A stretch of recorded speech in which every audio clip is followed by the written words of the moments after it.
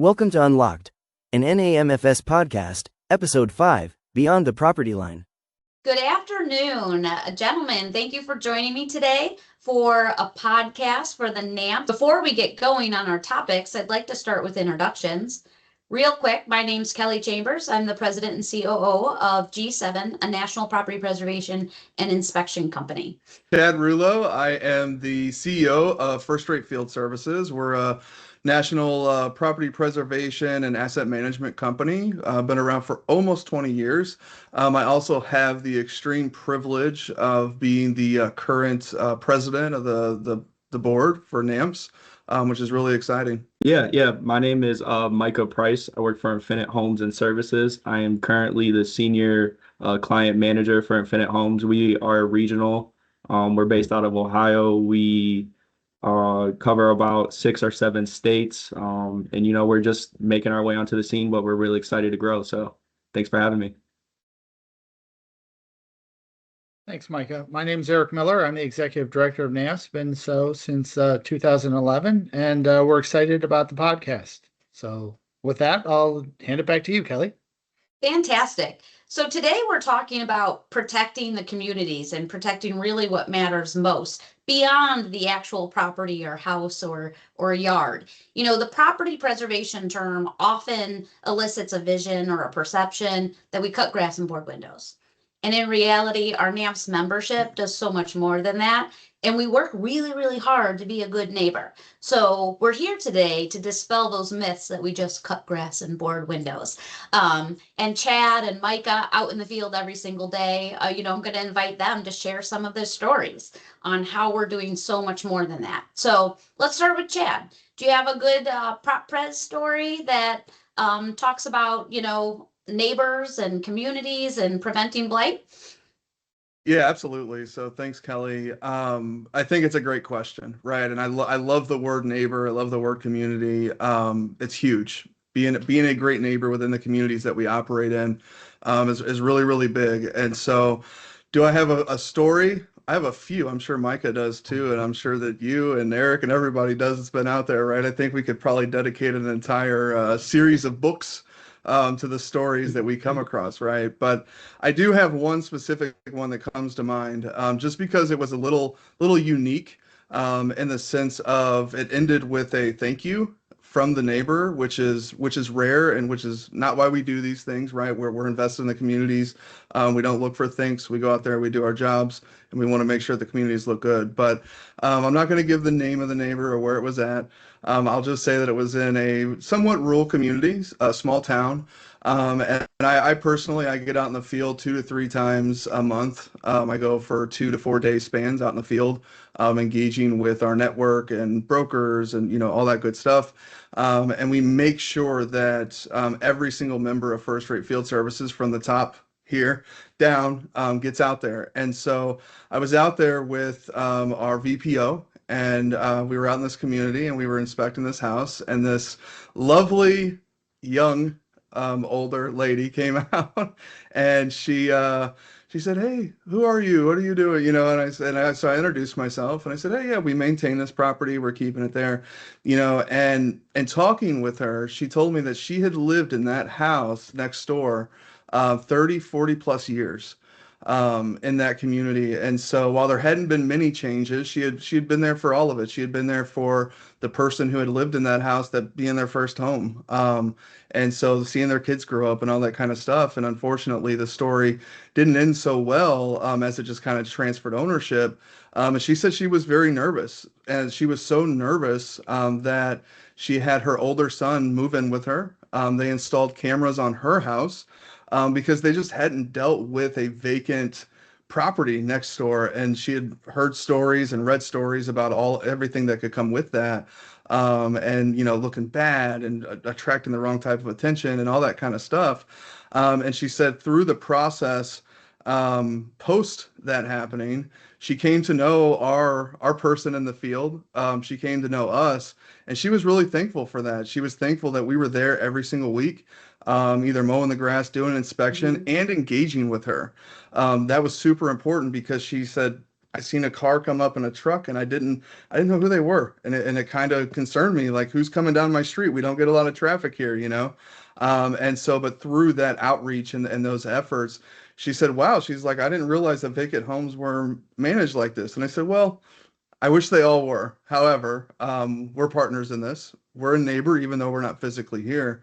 And it really, I think it made her day. And I see she texts me every once in a while. I gave her my number, and she'll let our office know, "Hey, I'm seeing this or I'm seeing that," you know, kind of going on.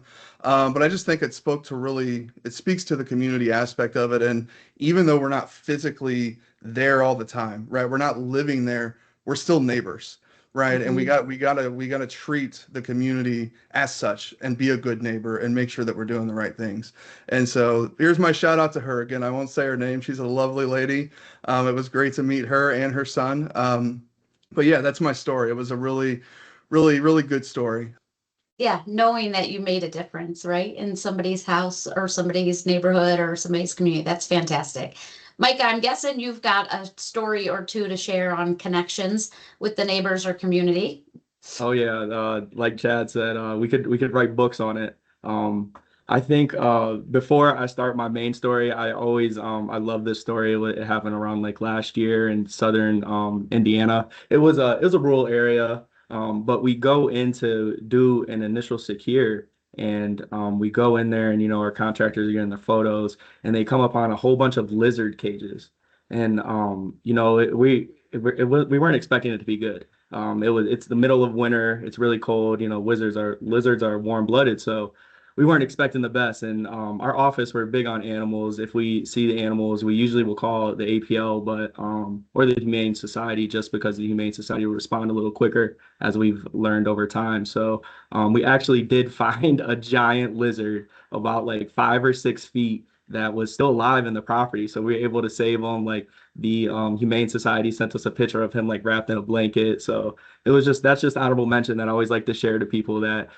you will find some funny stuff in these properties, and every life is a life saved. So that's a life that we got to save over at Infinite. And also we have a sister company, Infinite Helping Hands, that we will have skilled companion care for the elderly. So like if the elderly need just somebody to help them get out of bed, or if they need a nurse, we can provide a skilled nurse to them as well for more skilled nursing. Or if they just need somebody that they just want there for them to be a companion because they're lonely, or if they want somebody to go grocery shopping or drive their car for them.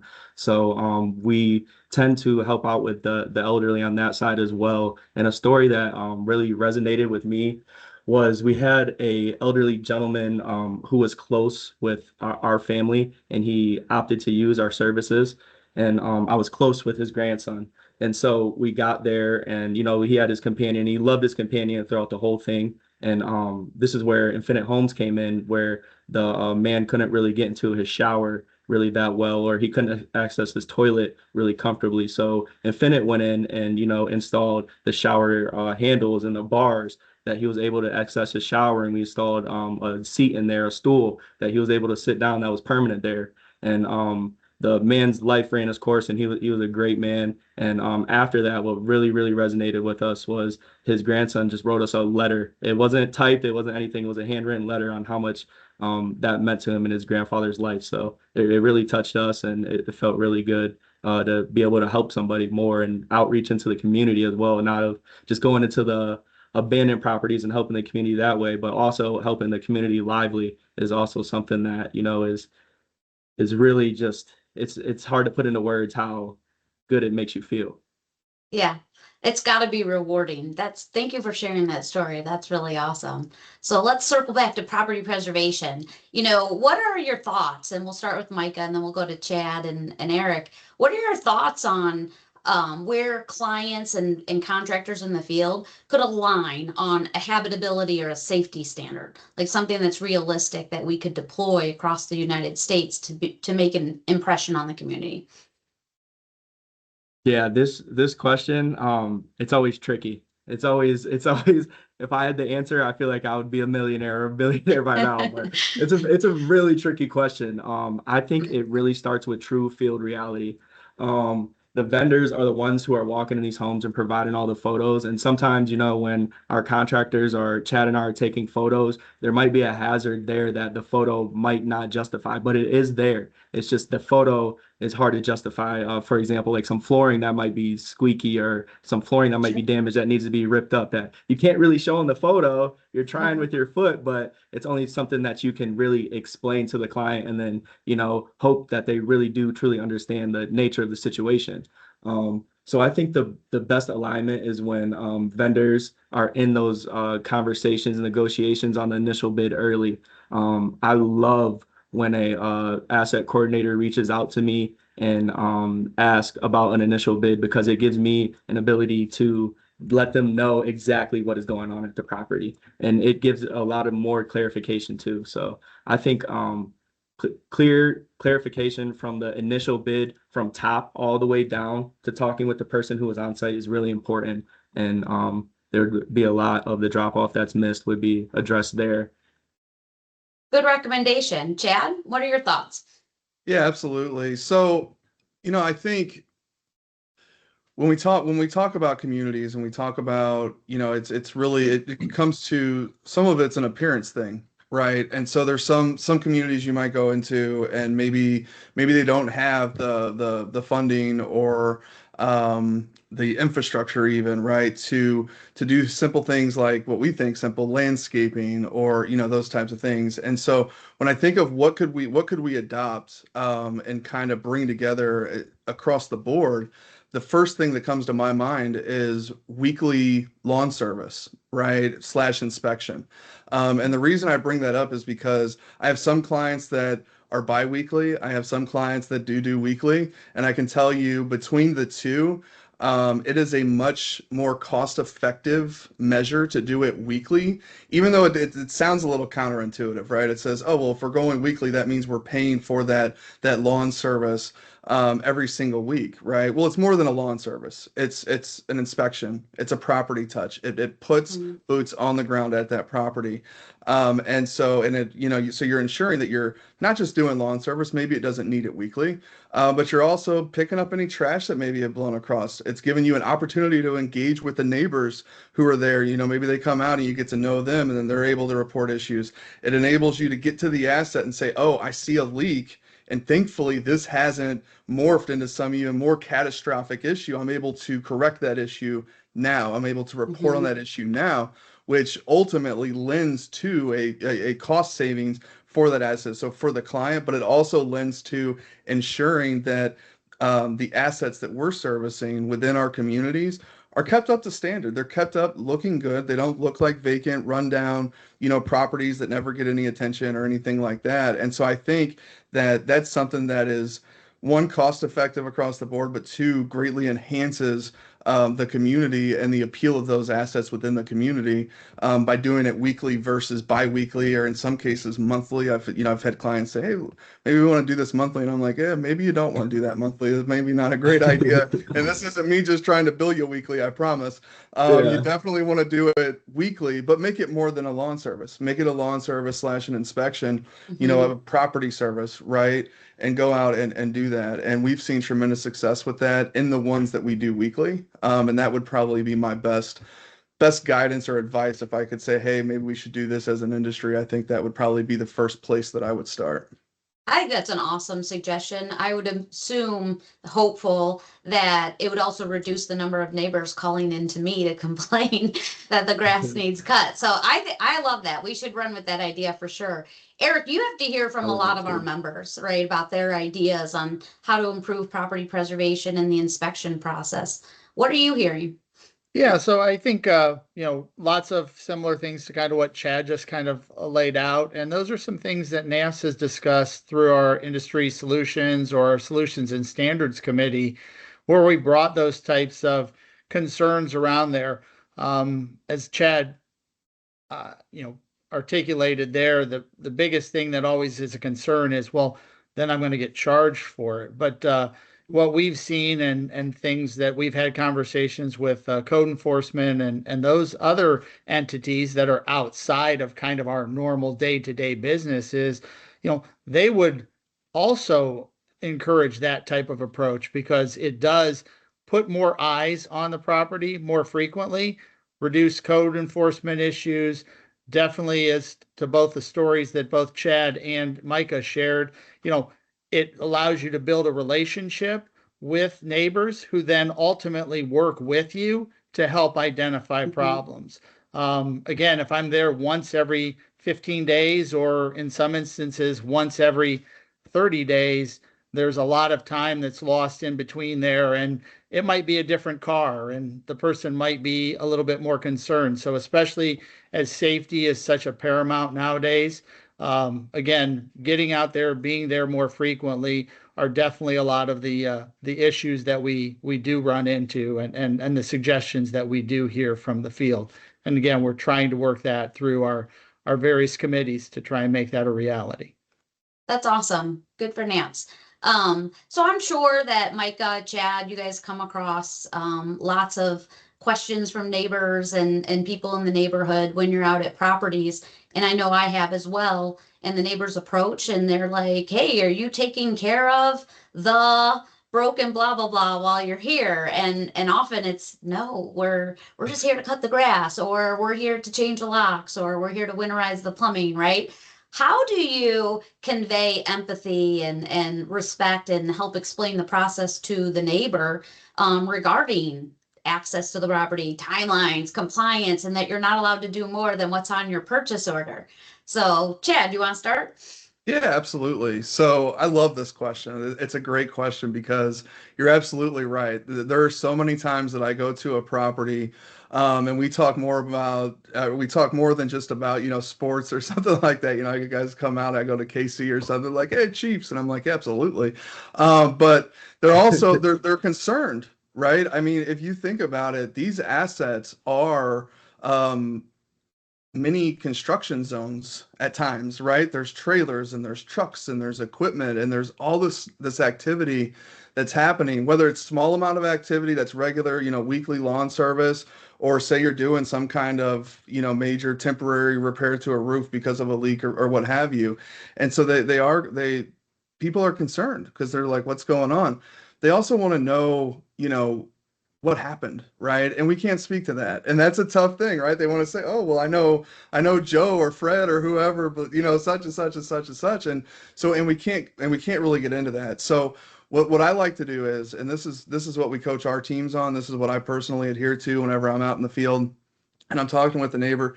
The first thing I give them is peace of mind through point of contact. And so they get my information. Here's my cell phone number. No, this isn't my office line that's going to go to my assistant and that might get filtered on to me. This is my direct cell phone number. If something happens, if you're seeing something, if you're unsure of something, don't hesitate. Text me, call me, all that stuff. I'm more than happy to talk with you or get you to the right team member within my team that can speak to that, right? And kind of walk you through the process. But here's the contact information. So peace of mind through point of contact. The other thing that I bring up with them and I make sure of is I always say, look, I don't always have the information of what transpired at the property pre to us getting involved, right? That's really not my business. It's not yours. It's not really kind of any of ours, right? But what I do know is that we want to get this asset into good condition. If it's not, we want to keep it in good condition throughout the process. And what that's going to do is that's going to ensure that you maintain your property value.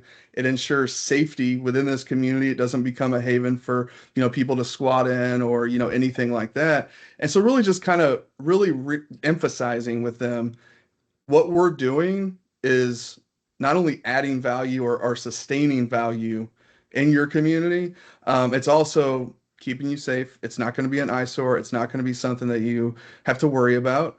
And if you do, or you start to worry about it, contact us. That's what we're here for. We got your back, right? We're your neighbor. Again, it goes back to that neighbor concept and being good neighbors, and I would say 9 times out of 10, that's super effective. They really, really like that. I've talked to neighbors. I talked to, one time I went out to a property and it was the head of the HOA, if you will, for that street. Mind you, it was like way out in the middle of nowhere, but somehow they had an HOA and he was very, very, impassioned about the property, we'll say.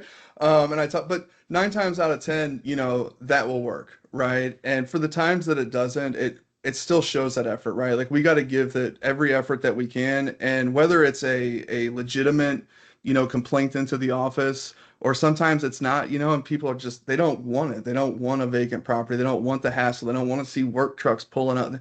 It's too much noise or what have you. And we just stay on top of that communication throughout the life cycle, of that property. And so whether it's somebody that's happy that we're there, usually it's not, or otherwise, whether it's a valid complaint or it's not, we stay in communication and we keep it very heavy with the communication. So they know that we're there, we're their neighbor, and we're there to support as long as that we're in charge of that asset. That's great insight. Micah, do you have anything to add? That's awesome. Yeah. So a lot of these times when our contractors are in West Virginia, they'll go into some very rural areas. So dealing with these neighbors is always fun. And, we've had some processes and procedures that we've had our guys to protect their safety as well, to let the neighbors know, like Chad said, we're here to help. We're your neighbors. So it's really important. And I also think the biggest thing is having empathy for these neighbors. Is we're stepping into their communities. Put yourself in their shoes. Imagine you're the neighbor that's living across from this house that is abandoned and has all these issues and hazards. And who knows what that neighbor across the street wants to do? Do they want to sell their house? But the market might be bad because of the house across the street. Who knows what the house could be affecting or the hazards? Like, I remember I had one time we were doing weekly lawn cuts, and that was another thing I was gonna say to Chad. I thought that was a great idea because we wouldn't have known this unless we were doing the weekly grass cuts, because every single time a person was on site, she would mention the overgrowth in the backyard of the shrubs and on the fence line, and how she was on the other side of the fence. So the fence was right here and she was on the other side, and the overgrowth started causing rats and rodents and raccoons to start getting in her yard, and her children couldn't even go in her backyard to play. So she would voice this every time we'd be on site every week, until that order was finally approved. And you best believe our contractors heard it earful every time. And every time I would assign it to our contractors, he's going to tell me, like, has that been approved yet? They would just hope that somebody else did it maybe. But until we finally, we got the work done. But I think just really having empathy for these neighbors and understanding, like, and putting yourself in their shoes is really important to going into the field and just talking with them, like not just pressing them off and thinking that you're just at their property. Like, this is their community. This is what they're interested in, and this is their lives. So, yeah. Great. Eric, does NAMFS have guidance or training materials on this topic? Yeah, we actually do. It's part of our NAMFS Academy courses. We do cover safety. We do cover discussing what's fair to be discussed and what's not fair to be discussed. We've also kind of occasionally at conferences also had some updates there. We've had some safety related trainings. And again, we do have an encouragement, much like what Chad indicated, that when you do go out to a property and you do encounter someone, giving them some point of contact, a business card or something along those lines, just puts a person more at ease. So again, those are things that we cover in the academy, and we continue to grow that in light of continued challenges that are out there. From an empathy standpoint, I just do want to say and plug the annual conference. The annual conference, we always do a gives back event.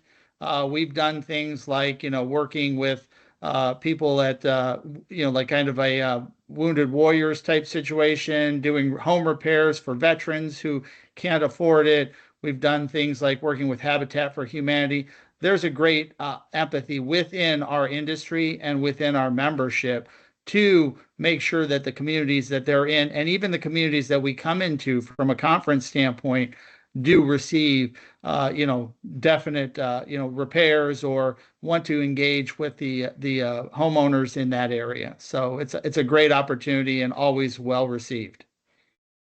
Thank you, gentlemen. Thank you for engaging our community of our NAMFS membership, and hopefully sharing and spreading the news that we are a community for additional assistance, resources, and training. So thank you for participating today. I really appreciate it, and we'll see you on the next podcast. Lily, thank you, Kellie. Thank you. Thanks, Micah. Thank Thanks, you, Eric. guys. Thank you for watching and/or listening. Please be sure to subscribe to our YouTube channel or wherever you get your podcasts.